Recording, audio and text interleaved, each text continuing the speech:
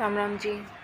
अब की बार एकादशी का बहुत कन्फ्यूजन है, तो कन्फ्यूजन ना रहे तो इसलिए मैं आपको बताती हूँ। 6 तारीख को, 6 जून को और 7 जून को दोनों ही एकादशी है। अगर आप 6 जून को भी करना चाहते हैं तो उस दिन आप फल ले सकते हैं, और जो निर्जला एकादशी होगी वो 7 जून को ही होगी। तो 7 जून को ही निर्जला एकादशी करें। अगर 6 जून को भी अगर आप करना चाहते हैं तो अन्न ना खाएं, फल खा सकते हैं। और 7 जून को जो एकादशी करोगे, उस अगर कोई दवाई खाता है या कुछ वो बुजुर्ग हैं तो वो ले सकते हैं, वरना तो आप निर्जला ही करें, बिल्कुल जल ना पिएं।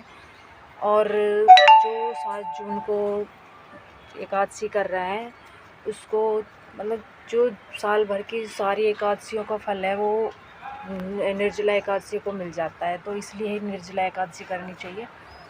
और आज जो नहीं कर पाता है तो इसी बात को एक बार जी महर्षि वेद व्यास ने कहा था।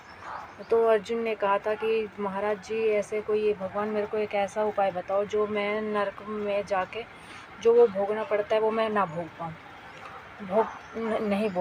नहीं करना पड़े मुझे। तो उन्होंने कहा कि आप एकादशी किया करो, साल में 2 बार जो एकादशी आती है तो वो किया करो।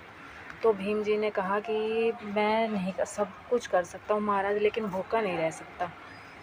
तो उन्होंने कहा कि नहीं, आपको एकादशी तो करनी पड़ेगी। तो उन्होंने कहा कि नहीं, आप कुछ और ही उपाय बताइए मुझे। तो उन्होंने कहा कि आप एक जो साल में एक निर्जला एकादशी आती है वो कीजिए, तो उससे आपको साल भर में जितनी भी एकादशी आती हैं उनका व्रत का फल आपको निर्जला एकादशी में मिल जाता है। तो उन्होंने कहा ठीक है।